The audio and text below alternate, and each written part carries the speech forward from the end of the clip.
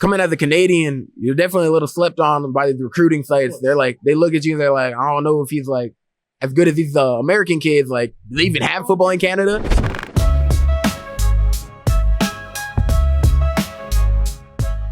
Ladies and gentlemen, welcome back to another edition of Airdrie Inside. I am your host, Chris Glass, and I am here with one of the biggest guests I've ever had, about to be a huge star, a 5-star recruit, one of the first, in fact, the first 5-star recruit in Western Canada. Yeah. I am with future Tennessee Volunteer, Gabriel Osenda. Gabriel, welcome to the show. Thank you for having me on.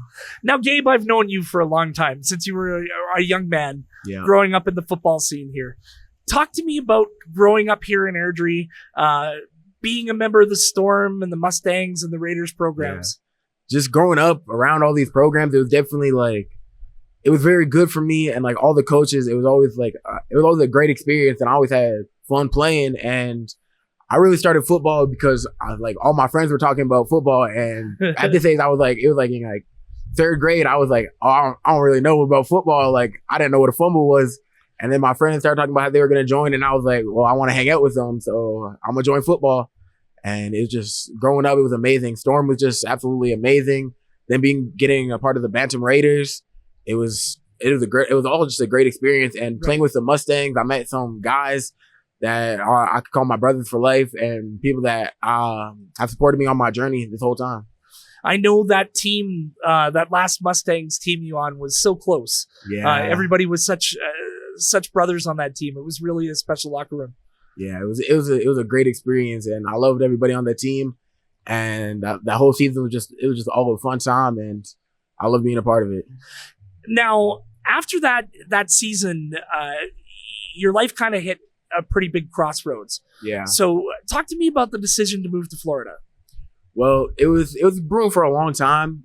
Coaches at Clearwater Academy and other schools around the United States, they all started texting me, and they wanted me to come down because, I had my Twitter up. I was going to ID camps in America with the Alberta Selects and Travis Hurts.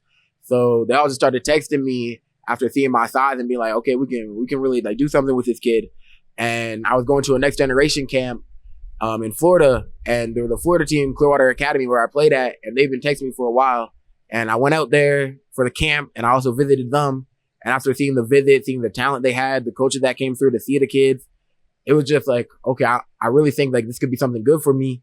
Coming back home, me and my mom talked about it. I prayed on it a lot. And at the end of the day, we just decided like it was probably the best opportunity for me, for my academics, for my athletic career, to go down and just try my hand in Florida. So talk to me about the experience at Clearwater. So what was that like? It was an amazing experience. But prior to that, I didn't really play offensive line at all. I played defensive tackle. And just like going out there, it was definitely kind of like a culture shock. The heat, the talent, it was just all kind of crazy. And to experience that, it kind of was overwhelming at first. I didn't start for the first half of the season. But then when it really started to click, I started to get better. I started really understanding the coaching, understanding the different level of game it is out there. It started to feel good, and I started to just kind of come into my own. And just the people that are out there, there's a lot of kids from Canada, a lot of kids from around the world. Yeah. And it was just amazing to see and be a part of that culture and meet kids from other cultures. Now, your journey didn't stop at Clearwater because Clearwater eventually decided to move away from their model. Where did it take you next? Where did football take you next? So after after our football team got cut, I decided to move out to Tennessee and attend a boarding school, Baylor School in Chattanooga, Tennessee. And just going out there, it was still crazy because there was still like a lot of Canadians, mostly Montreal kids. But it just being in that kind of like a boarding school environment definitely feels good and like kind of preps you for college because you're living in a dorm, you're having to do dorm stuff, waking yourself up, going for breakfast, lunch, dinner, going for workouts, going for practice. And definitely like it's getting us ready for college. And we went all the way to the state championship, lost by 6 points, and unfortunately couldn't come out, but hopefully we come out with the W this year. Nice. Okay, now that you're in Tennessee, now you're playing on the offensive side. What's the big differences between playing in Canada and playing in the States? It's definitely there's the kids in Canada are definitely as talented as a lot of kids in America. And the biggest difference is kind of just like the intensity of it. Like these kids, they want it. And that's something you got to learn, that the mindset you have to have. Like every time you go out on the field, someone's trying to take food off your plate. So it's just like these kids, they just have a different mentality when it comes to it, different intensity. And a lot, like there's more, football's a lot bigger there. So there's more of a community around them, and a lot like more high level coaches, like coaches that have played in the CFL, NFL, college. They come back to coach for their high school. Then it's just a lot more, it's better development for a lot of kids. Yeah. So how many people attend your games in high school? A lot. A lot. Yeah. We have like a whole stadium, Jumbotron For a high school team. Yeah. It's pretty crazy. It was definitely my first game day at Baylor. I kind of walked out. We do this like, we call it the Tiger Walk, and we like walk out and like fans are tailgating outside. They have ropes set up for us to walk through, and like fans are like high-fiving us, getting pictures and everything. It was just like, wow, like they're big into high school football over here. And just like so many fans, like sometimes you can't even hear anything on the field. Like we'll have to be like, what's the snap count on? We can't hear the quarterback saying, we can't hear what each other's saying. We're trying to make our calls at the line, and it's just not going through. Wow. Jumbotron at a high school game. City Council, if you're listening, that's going to be my next ask at Ed Edgar Athletic Park, is to get a big Jumbotron. Okay, so you had some luck this year with the last minute invite. Can you tell me about that?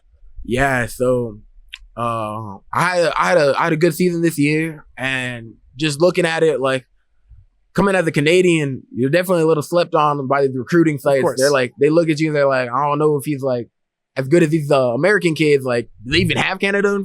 And do they even have football in Canada? So it's like, I went out there and I just balled the season. I came back home and I was just sitting at home, and I pick up my phone in the morning one day, and my coach at Clearwater is calling me. He's talking about, oh, Andrew Ivins at 247 wants to invite you to the All-American game. I said, oh wow, really? Isn't it that like a week? And he's like, yeah, it is. Like, you got to get ready for it. So I was like, wow, it's kind of crazy. And I had two other teammates actually going out to it. Not a lot of time to prep. Yeah, not a lot of time to prep. I said, oh, wow. I mean, yeah, absolutely. Like, it's going to be crazy to be an All-American. As a junior, too, because normally seniors playing in it. This was the first year they let juniors play in the game. So I went out there, and it's a fun week. It was a bunch of different events. Got great gear. They really took care of us out there. It was definitely a fun week, and just showed how like I belong to play like among this top talent. And I had to go out and prove that like this is what I came to show that Canadians got it too. Yeah, absolutely. You're representing all of us with the Maple Leaf. Yes, sir. So how did that result in you getting a 5-star ranking here? Yeah. So that's huge for a Canadian to get that. I mean, we've only had one in Western Canada, and that's yourself. Yeah. So talk to me about that honor and that experience. So it was unbelievable. You know, just had a baller at the All-American game. The practices leading up to it, every reporter was there taking videos, recording what they're seeing in players. So it was definitely a little stressful, but you just gotta that pressure is gonna build a diamond. So just taking that all in, I got a ball out. I got top performer on day 1 and day 2. And then I did really good in a game against 5 stars, against kids committed to Oregon, FSU, a bunch of different crazy schools. And a couple months passed by, you know, I'm just training hard to get my body right, get my level of game to elevate again. Yeah. And we're sitting in chapel one day, and we walk out because we're not allowed to have our phones. So I grab my phone. I look at my phone, and my teammate that played with me at Baylor, who signed with Tennessee, he texted me. He's talking about 5-star. I'm like, huh? And then I Google my name. I go on 247, and I look. I'm like, wow, I'm really a 5-star. And it was just like surreal experience. Like I was yelling, I'm a 5-star. It was just a pure happiness. I remember our coaches group chat when we saw that too. We were cheering you on, and we were quite proud of you. That was awesome. Talk to me about what the future holds, because you have committed to an iconic university. Yeah. One that has had a long history of putting people in the NFL, and not only in the NFL, but succeeding with long, successful careers in the NFL. Talk to me about the decision to sign with Tennessee. It kind of was a shock to me when I decided to make the decision, because I took a lot of visits during the whole year. So I would drive out to different universities. I went to Alabama, Georgia, Kentucky, Auburn, Ole Miss, and it just looking at all those schools, it was like, wow. I took a lot of visits to Tennessee and just seeing the game day, seeing the way the coaches treated me, seeing the way they treat the alumni base and the people over there. I was just looking around and I was like, wow, this is kind of the place I want to be at. And then my mom came down for our state championship game and I told Tennessee that she was coming down and they were like, oh man, we got to get you guys on another visit. And so they got us on a visit for the weekend that she came down and we went out there and I told my mom, I was like, I'm kind of thinking about committing here. And she's like, I don't know. I think you should wait till you take all your official visits. And I was like, I don't know. And then she saw it. My sister saw it. And she was like, I'd be fine with you committing here. And it was just like surreal. And I was like, wow, I'm really going to commit. So I texted the coach. I called the coach. I was like, I want to commit, coach. And he was like, they were just excited. They were screaming on the phone, talking about let's go. And I set my commitment date originally for the 14th. And then I got invited to the All-American Bowl and I was like, can I commit on TV? They said, yeah, for sure. So I moved it up a bit, but I had already been committed. Some people already knew where I was going and I had already been committed. And these schools, like the school I put in my top 5, they were just schools that I would have committed to. I would be able to commit to my favorite schools that have offered me. The ones that are on the list. Yeah. Good for you. It was just crazy to be able to be like, wow, like I want to commit to here. And it's like such a great school, like the history of it all and the history of the coaches there, the players there. It's like, they're still a part of the program. Like their DJ is literally used to play quarterback there. So it was definitely cool to see how they take care of people even after football. Have you talked to any of the players on the team now? Have they reached out to you? Yeah. What's the camaraderie like? What's it like in the room? It's definitely like a family up there. They treat you like a family and there's no really business pitch to it. Like how some colleges like kind of like a business pitch that they're sending you. But talking to the players and everything, they're just honest with you. Like they'll tell you what's wrong with it, what's good about it, and just like how they love it there. And it definitely felt like the place for me, just seeing how like I could go out there, I could ball out, and I could really level up my career and hopefully one day go to the NFL draft. Well, yeah, that'll be an NFL draft that a lot of people in this city will be watching very closely. What would be your draft year if everything stays on track? Hopefully, I could third year, but sometimes it's just better to take that fourth year to just get more experience. So 2030 should be my draft year. Yeah. Okay, great. So we're all gonna have to book plane tickets to go to the draft party and all that. We'll all be there. Amazing. So one question I have for you. Talk to me about the name Big Squish. Big Squish. How did that come about? You weren't Big Squish when you were in Airdrie. So at Clearwater Academy, right? Most kids had a nickname, and we were just talking about it, and they're like, "Oh, we gotta get a nickname for Gabe." And people were saying like, "Oh, we should nickname him Big Baby because like I got a baby face, and like I'm just like a big dude." So they were like, "Oh, we're gonna nickname him Big Baby." And my coach was like, "No, everybody has a nickname Big Baby. That's a line. It's always a big baby."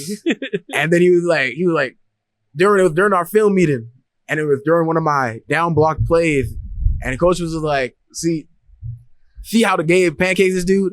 That's why we gotta call him Big Squish." And I was just like, I kind of like Big Squish, and it stuck. So that's great. I like that. I like that a lot. Gabe, what does the future hold? Where would you like to see yourself in 10 years? Clearly the NFL. Yeah, hopefully the NFL. But God forbid that doesn't work out. I definitely want to do something with whatever degree I get in college, whether it's business or education. Right. I want to do something to help other Canadian-born athletes and for them to reach their goals, because there's a lot of talent breeding in Canada, but there's just no spotlight shining on them. Yeah. So they could go to these schools that can really help their career. Like they want to go play Division I, you gotta get spotlight shown on them. So I want to do something for Canadian athletes that, you know, their parents don't know about it. Yeah. Their parents don't know about them, like what to do with the whole process. They don't know what to do with the whole process. And I think I want to do something to kind of help them with that. Just like how like Travis Hurst and the Alberta Selects did for me and brought me to America and got me in front of these coaches. Yeah. Today is actually my first, it's not a topic, but like today was actually my first offer. Like been 2 years since my first offer would be today. First offer. Yeah. So, wow. I know Travis did well by you and took very good care of you. Absolutely. Him and the whole Alberta Selects program, they really helped me out. Now, you say it's 2 years from your first offer. You would have graduated with this class of Mustangs now. So there are people putting on the jersey for the first time as Mustangs. Here you are leaving to go to Tennessee and become a member of such an iconic university. What advice do you have for Mustangs or Chargers or Cavaliers, Raiders, Storm in the city of Airdrie, who are looking up to you and looking to follow your path? I'd say you gotta always have fun with the sport. Like, there's times where you gotta be serious. Of course, that's going to be in everything. But like, you gotta have fun with it. Like, it's a fun game. You're playing with your brothers. You're playing with your guys that can be your family. So it's like, it's gonna be a fun time, and you just gotta enjoy it. Enjoy the process, and you gotta work hard. You're gonna reap the benefits of your work. Right. So I just continue to work hard, and that's what that's my biggest piece of advice. Always work hard, always grind, and just stay on yourself. You got to motivate yourself, discipline yourself to be the best. When you do get your NFL contract, Jumbotron here over at Edgar, is that too much to ask? We'll see. We're gonna see. The Osenda Jumbotron, we can put it up there. Have all the high school games. I like the sound of that. Gabe, is there anything else you'd like to say before we let you off the show here? I just want to say thank you for having me on the show. I know you were a big part of my football career, and it's definitely good to come back here and be able to be here and talk about this with you. Gabe, I'm so proud of you. The whole city is proud of you. We know you're going to make us proud in university and in your pro career. So thank you so much for spending some time with me today. Sir. Thank you for having me on. Excellent. And thank you for spending some time with us here on Airdrie Inside. We'll be back with more great episodes shortly.